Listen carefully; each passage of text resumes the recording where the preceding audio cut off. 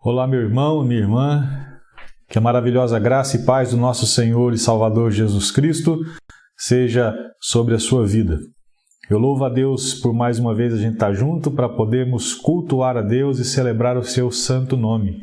É muito bom saber que você está aí, que você está ouvindo este tempo, tirando um tempinho para poder estar com a sua família, ou mesmo sozinho aí, mas tirando um tempinho para poder cultuar a Deus, cuidar da sua espiritualidade e oferecer esse momento ao Senhor como uma oferta de gratidão ao nosso Deus. Eu queria ler um trecho da Palavra de Deus para nós começarmos esse tempo de culto ao Senhor, e eu vou ler um trecho que se encontra no Salmo 46, que diz assim, 146, Bem-aventurado aquele que tem o Deus de Jacó por seu auxílio, cuja esperança está no Senhor, o seu Deus. Bem-aventurado aquele que tem o Deus de Jacó por seu auxílio, cuja esperança está no Senhor, o seu Deus. Aonde você tem depositado as suas esperanças, a sua confiança sobre a vida, as suas ansiedades a respeito de tudo que diz respeito, tudo que envolve a sua vida, o seu dia a dia, a sua semana, onde você tem depositado a sua confiança? A Palavra de Deus nos chama a depositar a nossa esperança total e irrestrita no Senhor. Se você continuar lendo o texto, vai dizer que esse Deus é o Deus que fez os céus e a terra, é o Deus que se preocupa com os necessitados, é o Deus que age poderosamente, e por isso nós devemos depositar nele, tão somente nele, a nossa confiança e a nossa esperança.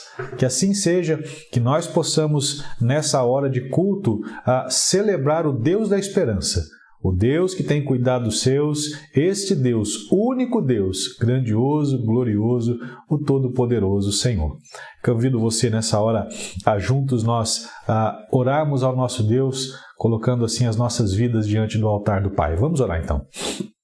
Ó Deus, nós queremos te agradecer por mais uma vez estarmos juntos na tua presença. Obrigado por esse momento, mesmo em meio a esse tempo de isolamento ou de distanciamento social, o Senhor, na sua graça, nos proporcionou esta ferramenta para juntos podermos louvar o teu nome e ouvir a tua palavra.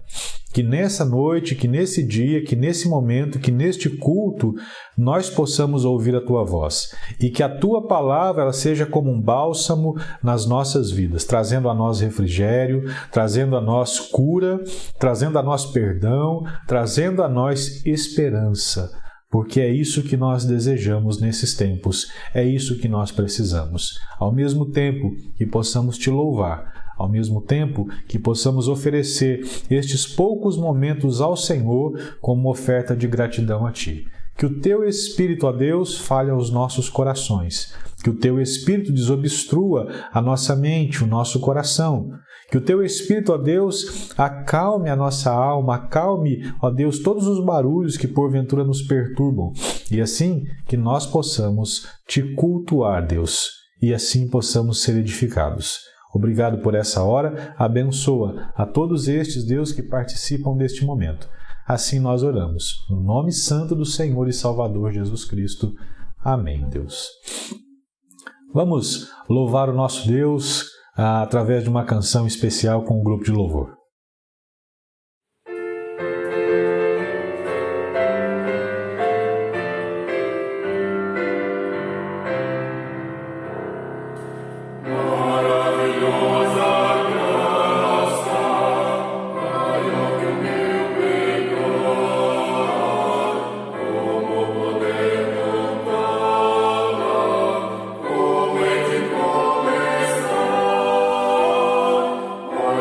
Living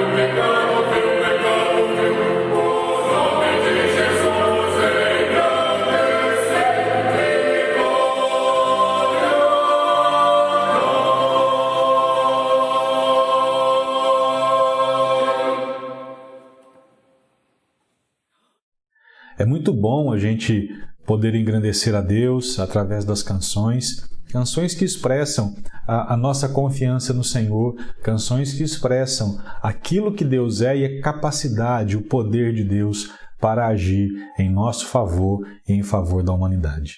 Por isso, nessa hora, eu convido você então a gente ir para a Palavra de Deus e meditarmos, né, e ouvir o que Deus tem para as nossas vidas nesse momento.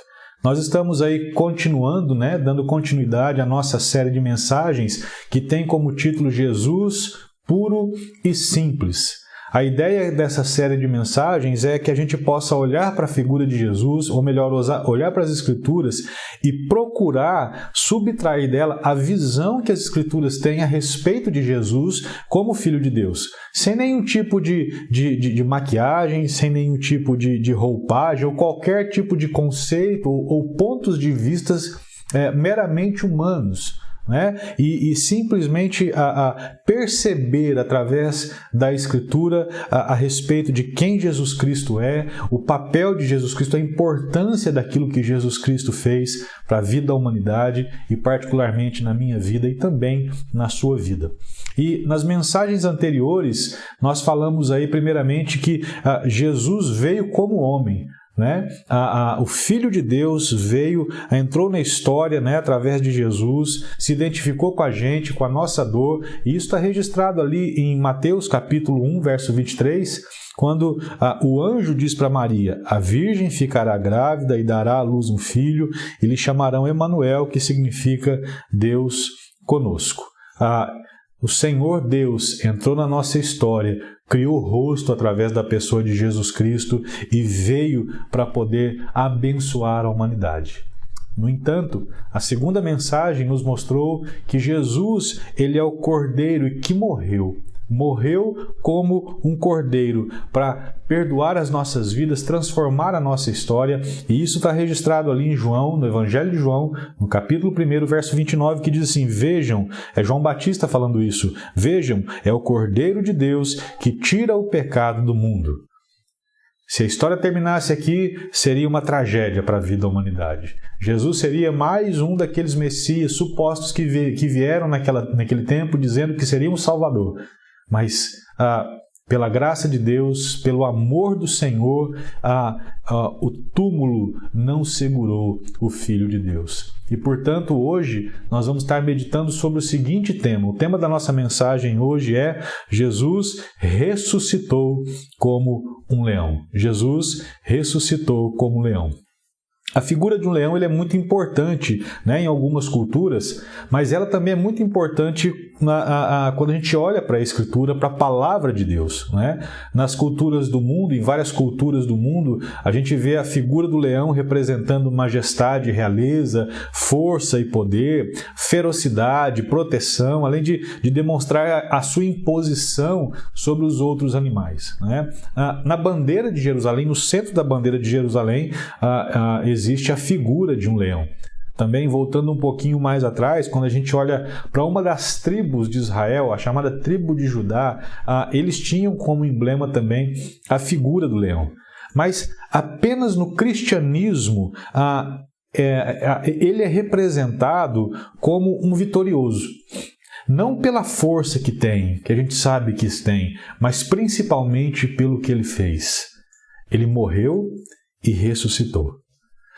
Para que isso fique um pouco mais claro para a gente, para que não fique uma ideia muito vaga, a gente precisa olhar para dois textos da Palavra de Deus que vão nos dar a real percepção de por que Jesus Cristo é chamado de leão. E o primeiro texto está registrado lá em Gênesis capítulo 49, do verso 8 ao verso 12. E esse texto nos diz assim: Judá, os seus irmãos o louvarão. A sua mão estará sobre o pescoço dos seus inimigos. Os filhos de seu pai se inclinarão diante de você. Judá é leãozinho. Ele se agacha e se deita como leão e como leoa. Quem o despertará?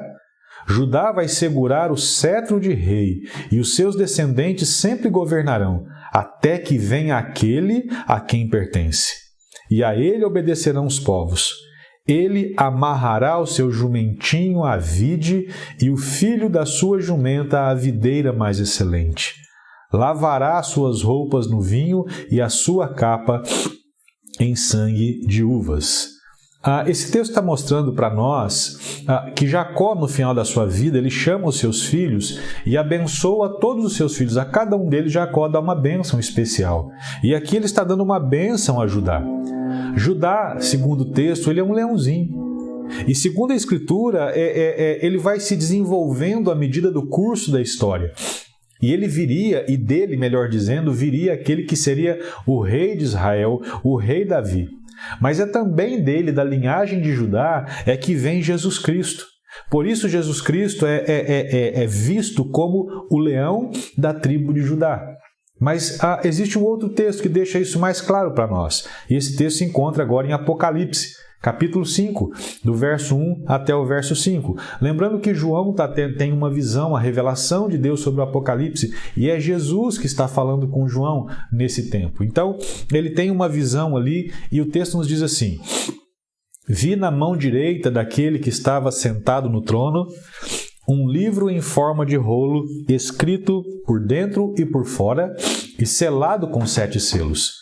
Vi também um anjo forte que proclamava com voz forte: Quem é digno de quebrar os selos e abrir o livro? Ora, nem no céu, nem sobre a terra, nem debaixo da terra, ninguém podia abrir o livro, nem mesmo olhar para ele. E eu soluçava, porque não foi achado ninguém para abrir o livro e olhar dentro dele. Então, um dos anciãos me disse: Não chore.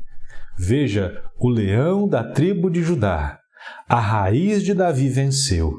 Ele pode quebrar os 7 selos e abrir o livro.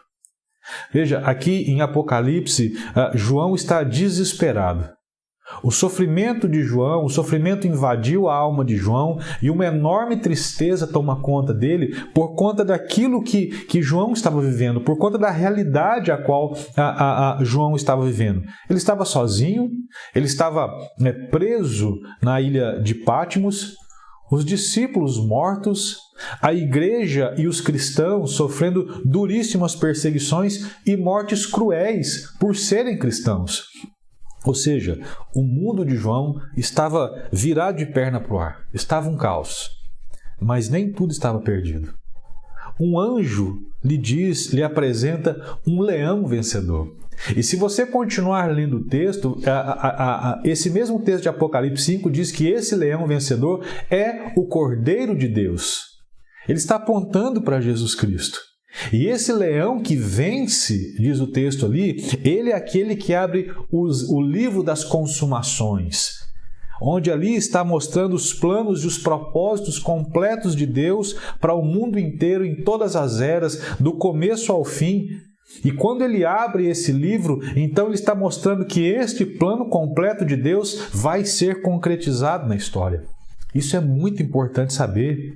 Porque às vezes nós olhamos ao redor e nós não vemos esperança, e nós não vemos sentido algum, como João estava sentindo naquele momento ali. Parece que as coisas que nos acontecem, e aí a gente pode colocar principalmente as perdas, os sofrimentos, eles soam para nós como as vozes finais da vida. Não é? Ou seja, a gente acaba perdendo a esperança e parece que a vida fica meio que sem sentido, como a gente vê na obra de Shakespeare, né? Que ele diz assim: a vida é um conto narrado por um tolo, um conto repleto de palavras e de furor, mas sem significado algum. Será que a vida é assim? Não, a vida não é assim. A vida não é um conto narrado por um tolo, por alguém sem sentido, por alguém sem perspectivas. A vida não é um amontoado de palavras, um amontoado de raivas, um amontoado de dores. Não é assim. E a Bíblia vai nos mostrar isso. A Bíblia diz ao contrário disso. E veja como isso pode ser visto na prática hoje. A Bíblia conta a história de uma mulher que foi transformada pela ressurreição. pelo leão que venceu e venceu inclusive a morte. E esse texto, essa verdade está narrada no Evangelho de João, e eu vou convidar você para fazer a leitura deste texto comigo nessa hora. O Evangelho de João, no capítulo 20, do verso 11 até o verso 18. A palavra do nosso Deus nos diz assim nesse texto: Maria, entretanto, permanecia junto à entrada do túmulo, chorando. Enquanto chorava, abaixou-se e olhou para dentro do túmulo. E viu 2 anjos vestidos de branco, sentados onde o corpo de Jesus fora posto, um à cabeceira e outro aos pés. Então eles lhe perguntaram: Mulher, por que choras? Ela lhes respondeu: Porque levaram o meu Senhor e não sei onde o puseram. Tendo dito isto, voltou-se para trás e viu Jesus em pé, mas não reconheceu que era Jesus. Perguntou-lhe Jesus: Mulher, por que choras? A quem procuras? Ela, supondo ser ele o jardineiro, respondeu: Senhor, se tu o tiraste, diz-me onde o puseste, e eu o levarei. Disse-lhe Jesus: Maria. Ela, voltando-se, lhe disse em hebraico: Rabone, que quer dizer mestre. Recomendou-lhe Jesus: Não me detenhas, porque ainda não subi para meu Pai. Mas vai ter com os seus irmãos e diz-lhes: Subo para meu Pai e vosso Pai, para meu Deus e o vosso Deus. Então saiu Maria Madalena, anunciando aos discípulos: Vi o Senhor, e contava que ele lhe dissera estas coisas. Para a gente entender esta passagem, a gente precisa voltar um pouquinho. No verso 1 e no verso 2 desse texto, Jesus está morto, foi crucificado, foi enterrado, sepultado. E Maria, então, ela acorda bem cedinho, alta madrugada, e vai até o sepulcro. E quando ela chega ali, ela percebe que a pedra tinha sido removida. E ao olhar lá dentro, ela vê que Jesus não está lá, e isso a desespera demais. Ela então volta onde os discípulos estavam, versículo 6 até o versículo 8, para testemunhar o que tinha visto. Nisso que ela fala isso, 2 discípulos, Pedro e João, vão até o sepulcro e realmente confirmam aquilo que Maria tinha testificado, tinha falado. Desesperada diante disso tudo, Maria, ela volta ao túmulo e ela externa ali toda a sua tristeza e chora. Na cabeça dessa mulher, de Maria Madalena, não há nada mais o que fazer. Mas o versículo 9, ele nos diz algo muito importante. O verso 9 nos diz assim: Pois ainda não tinham compreendido a Escritura que era necessário ele ressuscitar dentre os mortos. Ou seja, o que esse texto vem mostrar para nós, diante dessa realidade de frustração de Pedro, de João, dos discípulos, essa frustração de Maria Madalena, é que uma surpresa estava reservada a ela e a todos aqueles discípulos, mas também a todos nós. A história dessa mulher, a história de Maria, mostra que ela foi alcançada pelo amor de Jesus. E a partir de então, essa mulher passou a fazer parte da família de Jesus. E é exatamente por isso que a morte dele é extremamente dolorosa. E mais uma vez, essa mulher que já tinha um histórico de vida, de tristeza, de vida vazia antes de conhecer Jesus, mais uma vez ela está sem esperança. Ela sente exatamente a solidão gerada pelo suposto abandono que a morte de Jesus traz, e isso faz essa mulher sofrer profundamente. Mas perceba que a ação de Jesus nesse momento é para mostrar para essa mulher, é para mostrar para os discípulos e é para mostrar para mim e para você que a morte, que as dores e as decepções não têm a voz final. Ou seja, o leão venceu. É isso que a palavra de Deus está nos mostrando. Jesus, ele é o leão que ressuscitou dentre os mortos, com o seu poder venceu a morte. E quando a gente olha para esse texto, como é que o Jesus ressurreto muda a vida dessa mulher a partir desse momento? O texto então nos apresenta uma primeira lição muito importante. O primeiro ponto que eu queria destacar nesse texto é que Jesus é o leão que venceu e lhe trouxe conforto em meio à dor. Jesus mudou a vida dessa mulher porque esse leão que venceu lhe traz conforto em meio à dor. Verso 15 e verso 16 diz assim: Perguntou-lhe Jesus: Mulher, por que choras? A quem procuras? Ela, supondo ser ele, o jardineiro, respondeu: Senhor, se tu o tirasse, diz-me onde o puseste e eu o levarei. Disse-lhe Jesus: Maria. Ela, voltando-se, lhe disse em hebraico: Rabone, que quer dizer mestre. Num primeiro momento, Maria Madalena, totalmente tomada por tristeza, ela não consegue reconhecer quem estava ao seu lado. Mas com uma ternura peculiar, como sempre Jesus fez, num tom que lembrava os dias passados, Jesus diz: Maria. E ao Jesus dizer isso, essa fala, essa doce voz, ela enche o coração de Maria e ela reconhece que quem está ali é o seu mestre. Em meio à sua dor, em meio à sua frustração, em meio à sua tristeza, a voz de Jesus cobre tudo isso, cobre toda essa dor do seu coração e lhe oferece nesse exato momento conforto em meio à dor. A voz que ela reconhece é a mesma voz. É a mesma voz que mudou o seu coração, que mudou a sua vida há algum tempo atrás. Maria, quando ela tem a sua vida transformada por Jesus, ela deposita tudo em Jesus. Ela deposita todas as suas expectativas, todas as suas esperanças nele. Mas agora Jesus morre. Jesus está morto. E aí o verso 15 vai mostrar para nós que ela está vivendo exatamente um tempo de choro desesperançoso. É isso o que esse texto diz para nós. Ela chora porque exatamente existe um vazio dentro do seu coração. Ela está olhando para o seu momento. Ela está olhando para aquele momento histórico e está se esquecendo que existe algo muito maior. Está se esquecendo de promessas que ela ouviu, promessas que foram feitas. E a maior delas é que o leão venceria. Mas ela se esquece disso.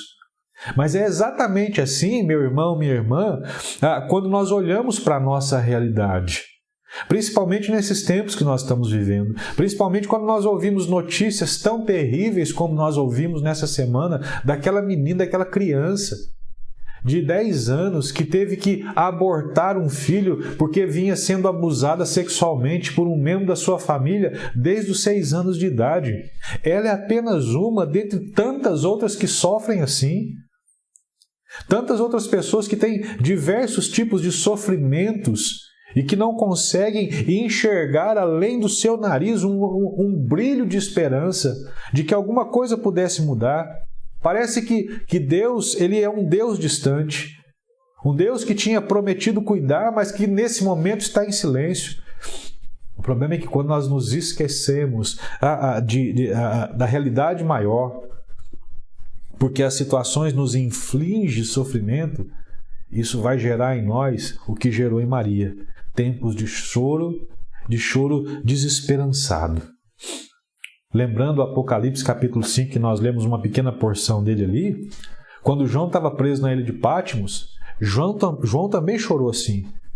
Porque a sua realidade histórica naquele momento, o foco de João, naquele momento da vida dele, era de sofrimento, era de padecimento. O momento histórico de João era de cristãos sendo martirizados, de cristãos morrendo por perseguição religiosa, sendo lançados no Coliseu para serem mortos, estraçalhados pelas feras, enquanto uma multidão assistia tudo aquilo e se divertia com tudo aquilo lá. A época de João era uma época de intenso sofrimento para aqueles que se diziam servos de Jesus Cristo, que amavam a Deus, porque estes eram queimados vivos como tochas colocadas nas ruas de Roma para iluminar a noite. Era essa a realidade que João vivia naquele tempo, e isso fez com que João chorasse amargamente ao se lembrar que o Cordeiro estava morto, ao se lembrar que não havia ninguém sobre a face da terra e nem fora que fosse capaz de poder abrir o livro, de romper os selos, para que as realidades benditas, os planos de Deus pudessem realizar na história. Trazendo para hoje, para a nossa vida, para o nosso tempo, é como se eu e você olhássemos ao redor e nós tivéssemos a absoluta certeza de que nunca mais nós deixássemos de ter violência, deixássemos de ter abuso sexual, nunca mais fosse acabar pedofilia, nunca mais fosse terminar assassinatos. corrupções generalizadas, imoralidades de todas as naturezas, injustiças. É como se você olhasse ao redor e não tivesse nenhuma esperança de que as doenças terminassem, de que a discriminação pudesse acabar, de que racismo, preconceito e principalmente a morte pudesse um dia dar um tempo, dar um basta para a vida da gente.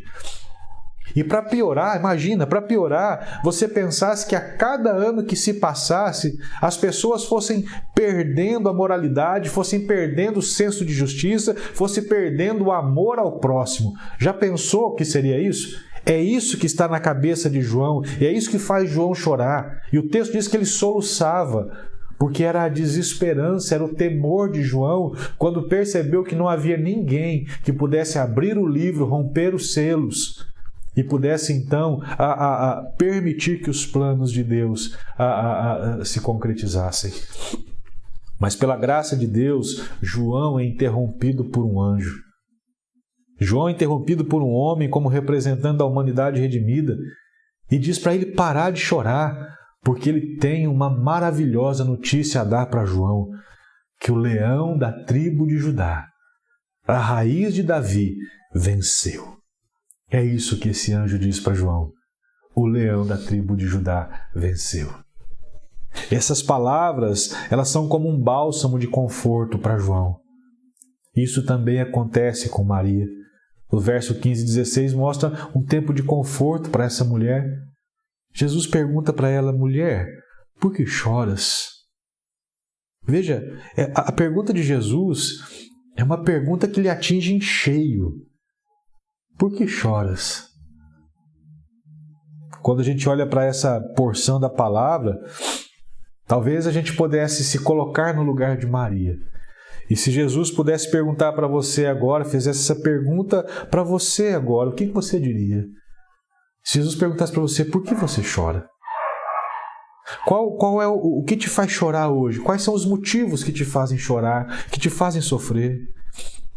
Talvez você poderia dizer: Senhor, eu posso dizer? Eu tenho uma lista enorme. Eu posso, de fato, falar tudo, relatar tudo aquilo que me faz chorar? Certamente você pode fazer isso. Certamente Maria poderia fazer isso. Maria tinha muitos motivos de choro. Nós também temos. Choros desesperançados. Mas, ao ouvir a voz doce de Jesus, o coração de Maria muda completamente. Maria imediatamente reconhece que é Jesus. Maria imediatamente reconhece que ele venceu. E isso traz um conforto maravilhoso, grandioso ao seu coração e à sua vida. Os seus olhos brilham novamente. Um teólogo chamado N.T. Wright, um teólogo anglicano, ele diz algo extremamente importante a respeito de fé. Ele diz assim: aquilo que cremos sobre a vida após a morte afeta diretamente o que cremos sobre a vida antes da morte. Aquilo que você crê sobre a vida após a morte, o que é que você crê sobre a vida após a morte? Você acha que morreu, acabou? Você acha que a nossa vida se resume apenas a isso, a esse mundo quebrado, esse mundo cheio de sofrimento, de maldade sem fim? Ou você crê que após essa morte existe algo grandioso? É isso que Jesus está mostrando. Quando Jesus ressuscita dos mortos, Ele está trazendo para mim e para você esperança. Esperança de que essa vida e as coisas ruins dessa vida não têm a última palavra. Não tem a última palavra. Onde está a dor? Onde está a doença? Onde está o sofrimento? Destruídos pelo leão. Nós somos vencedores em Cristo Jesus. Ainda que por um breve momento nós não vemos isso, a Bíblia diz que nós somos vencedores, porque Cristo já venceu tudo. Cristo já venceu tudo.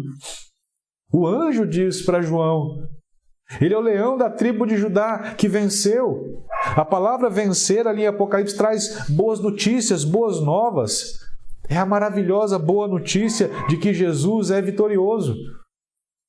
E ele venceu aquilo que é mais terrível para nós, para os seres humanos.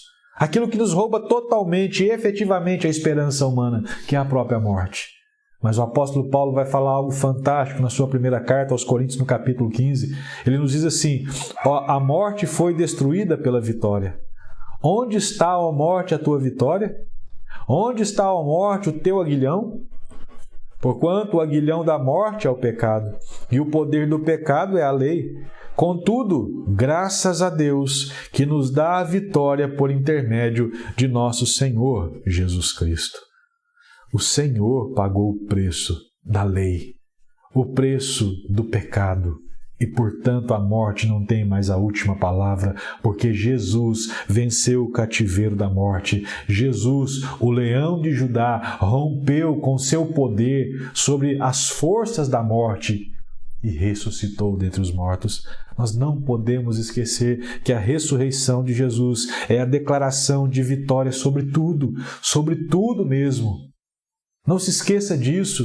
Deixe de olhar um pouco para estas circunstâncias, para esse mundo marcado por dor e sofrimento e traga à sua memória isso, a memória de que a ressurreição de Jesus é a declaração sobre a vitória, a declaração de vitória sobre todas as coisas ruins que o pecado trouxe. Jeremias diz isso: quero trazer à memória o que me pode dar esperança, e a única coisa que pode nos dar esperança é saber que Jesus Cristo venceu a morte, rompeu a morte e, portanto, nós não precisamos viver uma vida de amargura e desespero. O apóstolo Paulo, em 2 Coríntios 4, 16 e 17, nos diz assim: portanto, não estamos desistindo, como poderíamos. Ainda que por fora pareça que tudo está se acabando, por dentro, onde Deus está criando uma nova vida, não há um só dia em que a sua graça reveladora não se manifeste. Olha que palavra! Não há um só dia em que a sua graça reveladora não se manifeste. Louvado seja o nosso Deus! Bendito seja o Senhor, que não nos entregou à desesperança desse mundo, mas que nele proveu a nós uma nova esperança, uma nova alegria. E isso nos leva então para o segundo e último ponto desta mensagem. Jesus, ele é o cordeiro, ele é o leão que ressuscitou, ele é o leão que venceu e devolveu alegria e esperança ao seu coração. Jesus, como leão que venceu, devolveu a alegria e a esperança ao coração daquela mulher. Então, saiu Maria Madalena anunciando aos discípulos: vi o Senhor, e contava que ele dissera essas coisas. Veja bem, antes era choro e desesperança, agora é alegria e esperança. Antes era o Cristo ausente, agora é o Mestre presente. O coração dessa mulher, de Maria Madalena, não é mais o mesmo. Mas não é mais o mesmo nem daquele coração que era antes de Jesus morrer na cruz. O coração dessa mulher agora está cheio de uma alegria e de uma esperança que é impossível de alguém apagar isso. Por quê? Porque aquele Cristo que salvou a sua vida, que transformou a sua vida antes de morrer, tinha lhe feito promessas.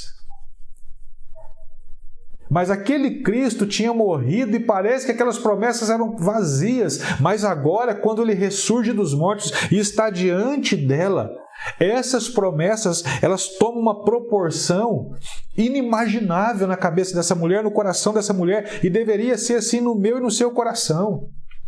Antes havia o desespero de ver um túmulo vazio. Tiraram o Senhor do sepulcro. Onde colocaram o meu mestre?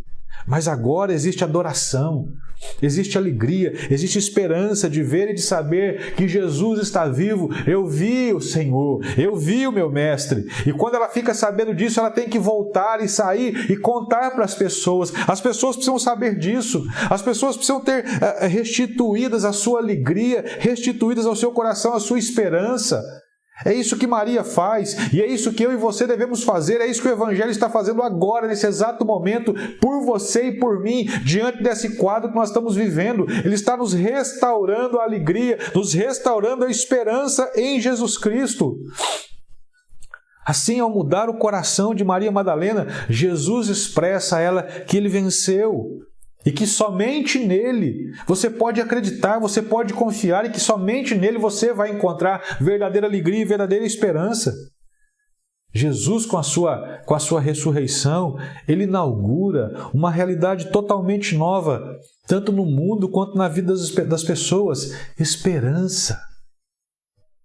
Você sabe o que é essa palavra esperança? Quantas pessoas precisam ouvir essa palavra esperança?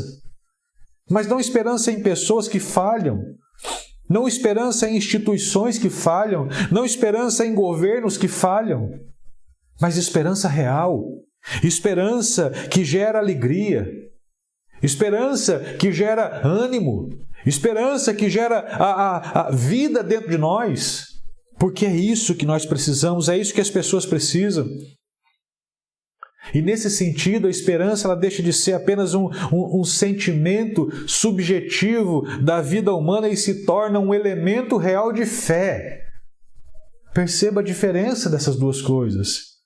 Porque enquanto a esperança é apenas um sentimento, ela está sujeita e condicionada a fatores externos que nos beneficiem.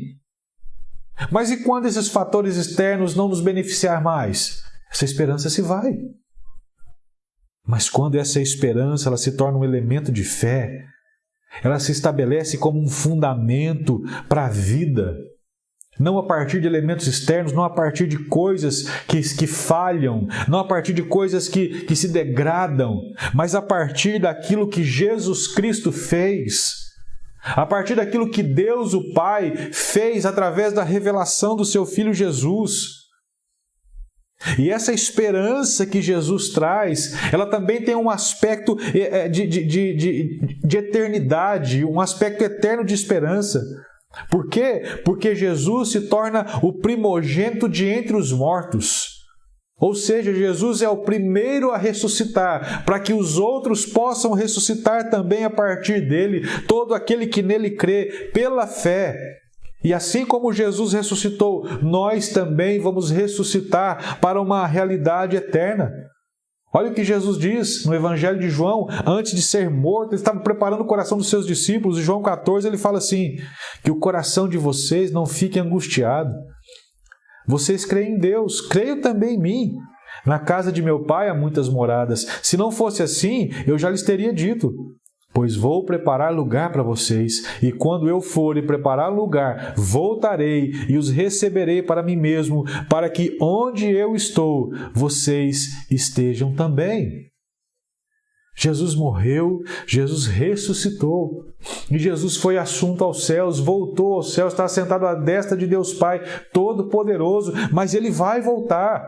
Ele vai voltar para buscar os seus, Ele vai voltar para buscar a sua igreja, para buscar todo aquele que nele crê. A Bíblia diz que primeiro, quando Ele vier, ao soar da trombeta nos céus, dos anjos, o Senhor descerá em glória, e aqueles que estiverem mortos vão ressuscitar primeiro e subir ao céu, depois aqueles que estiverem vivos. É isso que Jesus está dizendo. Mas deixa eu te dizer uma coisa, meu irmão e minha irmã, o fato de Jesus estar no céu não significa que Ele nos deixou desamparados, não significa que Ele nos deixou órfãos, vagando sem rumo e angustiados pelas lutas e aparente demora do Senhor. Não é assim.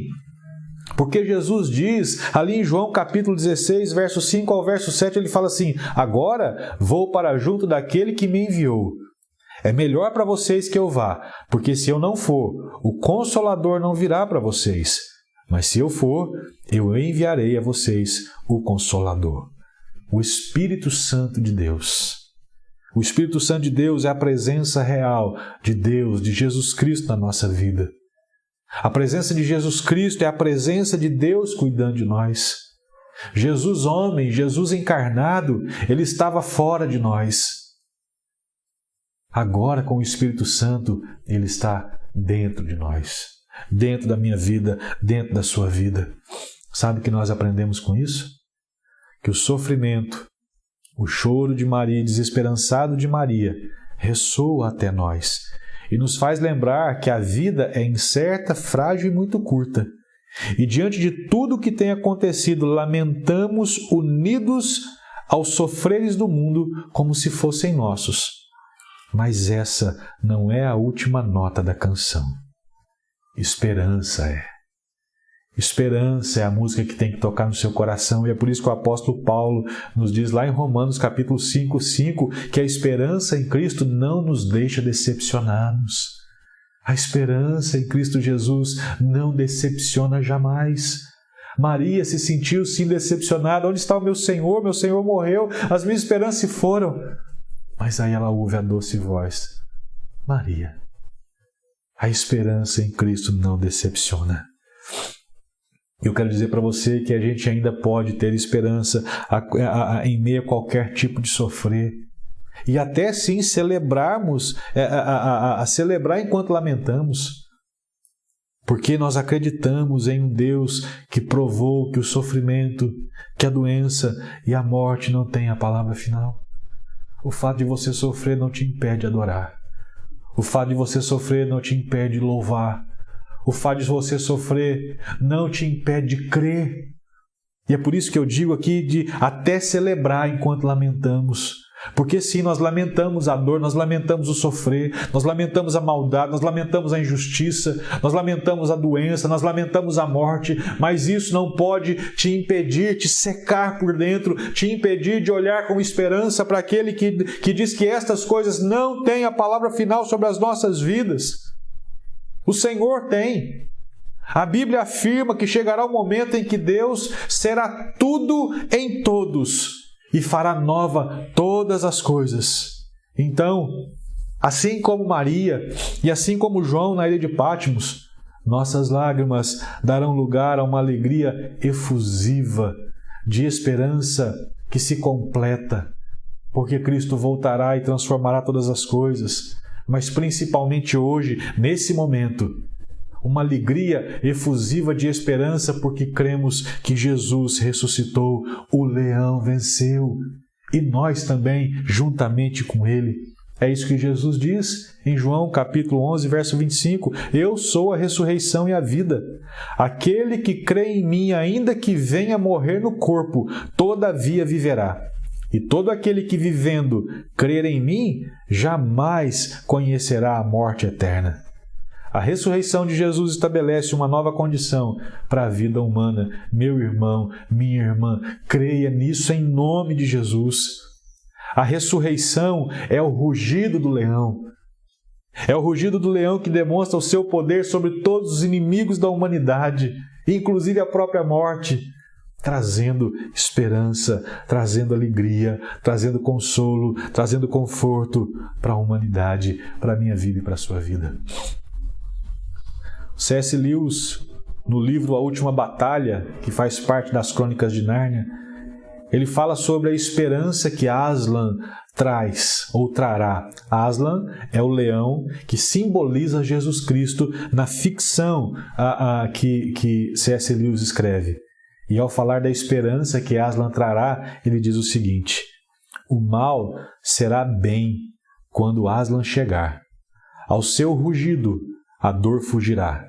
Nos seus dentes, o inverno morrerá. Na sua juba, a flor há de voltar. Glória a Deus por isso. Louvado seja o Senhor por essa realidade. Assim, concluindo esta mensagem, meu irmão, minha irmã, com a ressurreição do leão da tribo de Judá, Jesus colocou todas as coisas submissas debaixo de seus pés, venceu a morte e venceu cada inimigo da humanidade. E isso impacta todas as coisas, desde a dimensão pessoal, a dimensão natural, até a dimensão cósmica. Assim, em meio às decepções da vida e aos tempos de angústias e choros, voltemos os nossos olhos àquele que está vivo e trouxe aos nossos tempos de desânimo, dor e medo, conforto verdadeiro. Podemos passar por tempo de angústia e choro, mas Cristo está vivo. Ele não é um Deus morto. Guarda isso, Ele não é um Deus morto. Ele está nos fortalecendo e nos consolando até passarmos por tudo isso. E por fim, o leão ressuscitou. Cristo vivo está, nos fortalecendo com a esperança que vem da graça de Deus, nos enchendo de sua verdadeira alegria e nos convidando a experimentar descanso real nele, até que tudo seja concluído. Louvado seja o Senhor por isso. A minha oração é que esta palavra possa trazer ao seu coração algo novo, vigor novo, alegria nova, em meio a tudo isso que nós temos vivido. Em nome de Jesus, que a esperança do Senhor seja derramada sobre você, que o seu ânimo seja outro a partir dessa verdade. Creia em Jesus, creia no Evangelho de Jesus, creia em Deus. Isso é o remédio para a humanidade. E eu creio que se você colocar a sua vida diante do Senhor, como Maria, você vai ouvir a doce voz do Senhor chamando pelo seu nome. E aquela voz vai entrar na sua mente, vai entrar no seu coração, vai encher a sua vida de algo novo que nada nessa vida e nada nesse mundo pode trazer para você. Vamos orar?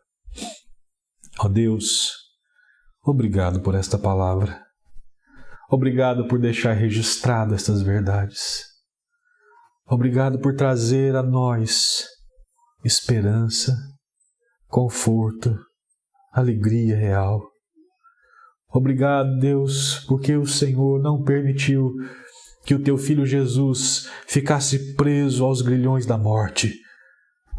Mas o Teu Filho rompeu a morte. E como um leão poderoso venceu a morte. E está vivo e abriu os selos. O Cordeiro de Deus, o Cordeiro vivo, triunfante, abriu os selos, rompeu os selos do livro das consumações e tornou possível que os planos eternos do Senhor se cumprissem cabalmente sobre a vida da humanidade, sobre a história, do começo ao fim. E obrigado, Senhor, porque isso não é o fim de tudo. Ainda tem algo maior, tem algo melhor para nós, tem algo maior para as nossas vidas. Jesus veio como homem, Jesus morreu como cordeiro, Jesus ressuscitou como leão, mas ainda há algo, um desfecho nessa história muito gloriosa que está reservada a todos nós, os teus filhos, aqueles que creem no Senhor. E a tua palavra assim o diz. Ó Deus, em nome de Jesus, retira o ceticismo do coração das pessoas. Retira, Senhor Deus, a frustração, ó Deus, que cega, que impede a dor, o sofrimento que cega, que impede de perceber que o Senhor continua presente, que o Senhor está agindo, Senhor, em meio a tudo isso. E que enquanto lamentamos, Deus, este mundo quebrado, com as suas desgraças, com os seus traumas, com as suas doenças, com as suas violências, com as suas maldades, que enquanto lamentamos e choramos, ó Deus, que ao mesmo tempo possamos louvar o Senhor, encher a nossa mente e o nosso coração da esperança de Israel, que não é apenas a esperança de Israel, mas é a minha esperança, é a esperança daqueles que creem no Senhor, de que o Senhor está cuidando e de que apesar de tudo, o Senhor voltará e transformará todas as coisas. E já não haverá mais choro, já não haverá mais lágrimas, já não haverá mais dor, porque o leão de Judá venceu. E esta é a nota que soa: esperança. Obrigado, Senhor. Obrigado, Pai. Que a graça do nosso Senhor e Salvador Jesus Cristo, que o amor de Deus, o nosso Pai, e que as consolações esperançosas do Espírito Santo de Deus repousem sobre o povo de Deus, sobre a sua vida, sobre a sua casa, hoje e todos os dias da sua vida, até que Cristo volte. Amém. Que Deus abençoe a sua vida, abençoe a sua casa, abençoe a sua semana, em nome de Jesus.